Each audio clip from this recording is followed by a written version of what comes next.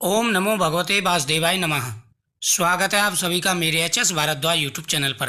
आर्य एकादशी सफला एकादशी की कथा सुना रहा हूँ। महाराज युधिष्ठिर ने पूछा, हे जनार्दन, पौष कृष्ण एकादशी का क्या नाम है? उस दिन कौन से देवता का पूजन किया जाता है? उसकी विधि क्या है? कृपा करके मुझे बताइए।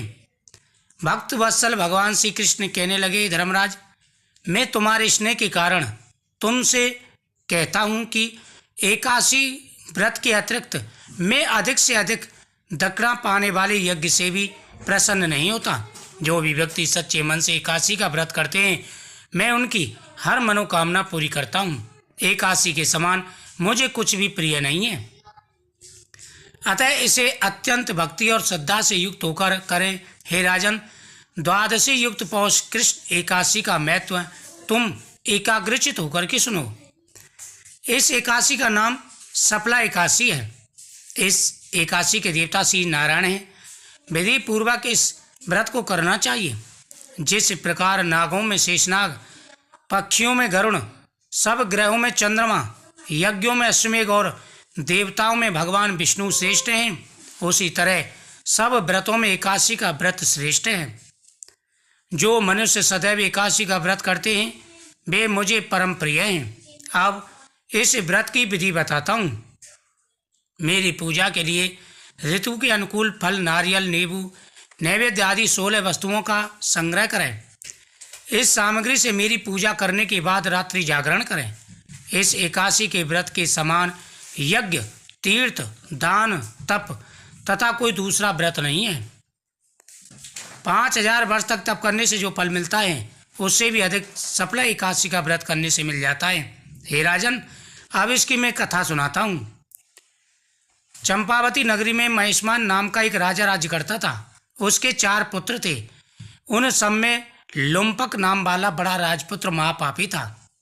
वह पापी सदा परस्त्री और वैश्यागमन तथा दूसरे बुरे कामों में अपने पिता का धन नष्ट किया करता था।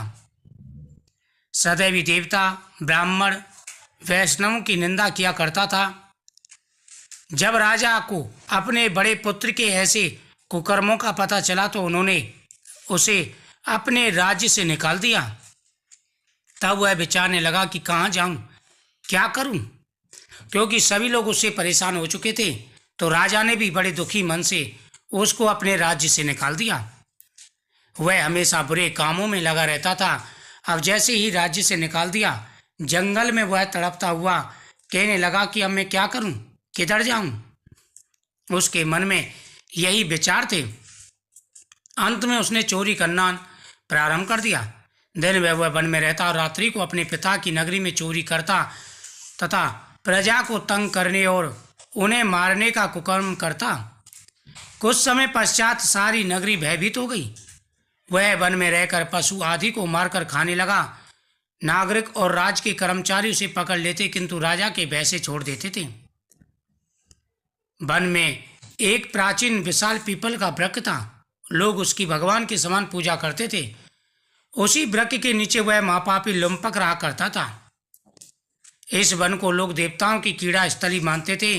कुछ समय पश्चात पौष कृष्ण एकादशी की दशमी वह वस्त्रहीन होने के कारण शीत के चलते रात्रि में सो नहीं सका। उसके हाथ पैर अकड़ गए। सूर्योदय होते होते वह मूर्छित हो गया।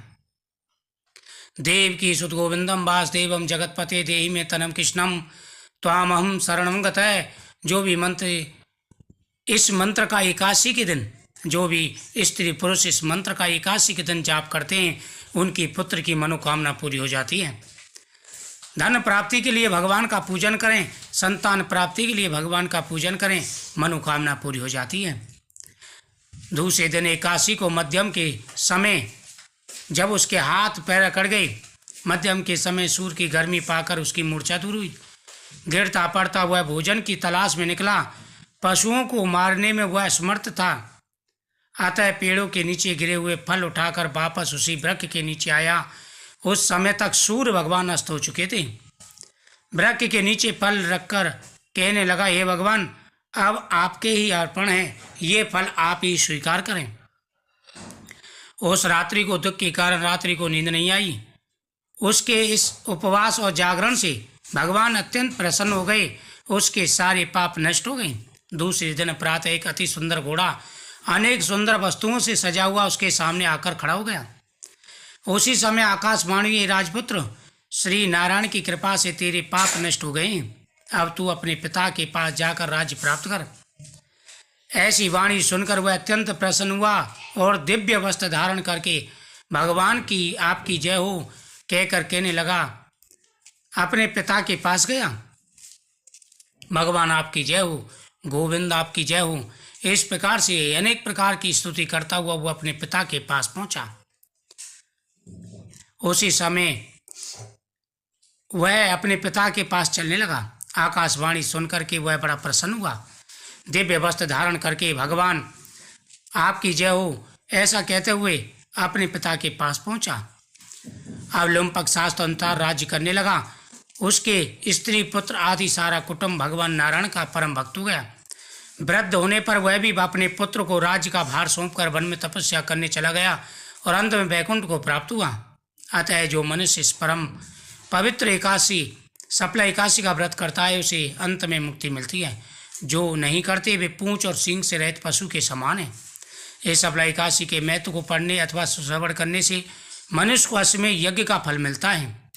जो मनुष्य सच्चे मन से भगवान की पूजा करते हैं उनके जीवन में आ रहे सारे पापों का नाश हो जाता है। सभी स्त्री पुरुषों को पूरे श्रद्धा भाव से एकादशी का व्रत अवश्य करना चाहिए। एकादशी के दिन भगवान का पूजन करें, द्वादशी के दिन पारण करें। एकादशी के दिन पूरे नियम के साथ में भक्ति पूर्वक एकादशी का व्रत करना चाहिए। ओम नमो भगवते वासुदेवाय नमः, ओम नमो नारायणाय नमः आदि मंत्रों का जाप करते हुए भगवान का पूजन करें। लड्डू गोपाल जी को स्नान कराएं। स्नान का जल पूरे घर में छिड़कें और वह स्नान का जल पीना भी चाहिए। उसके बाद में तुलसी पत्र भगवान को समर्पित करें। भगवान कृष्ण के सामने दीपक जलाएं। तुलसी माता के सामने भी दीपक जलाना चाहिए। अगर मन में पुत्र की कामना है तो भगवान के सामने फल आदि रख करके ओम नमो भगवते वासुदेवाय नमः, देवकी सुत गोविंदम वासुदेवम जगतपते देहि में तनम कृष्णम त्वामहम शरणं गतः आदि मंत्रों का जाप करना चाहिए। नियमित रूप से भगवान के सामने इन मंत्रों का जाप करने से व्यक्ति की सभी मनोकामनाएं पूरी हो जाती हैं। धन्य धान बढ़ता है, सुख और समृद्धि बढ़ती है। जीवन में आ रहे सारे कष्ट और परेशानियां दूर हो जाते हैं। ओम नमो भगवते वासुदेवाय नमः, ओम नमः शिवाय आदि मंत्रों का जाप करते हुए यह व्रत अवश्य रखना चाहिए। जय श्री कृष्ण। ओम नमो भगवते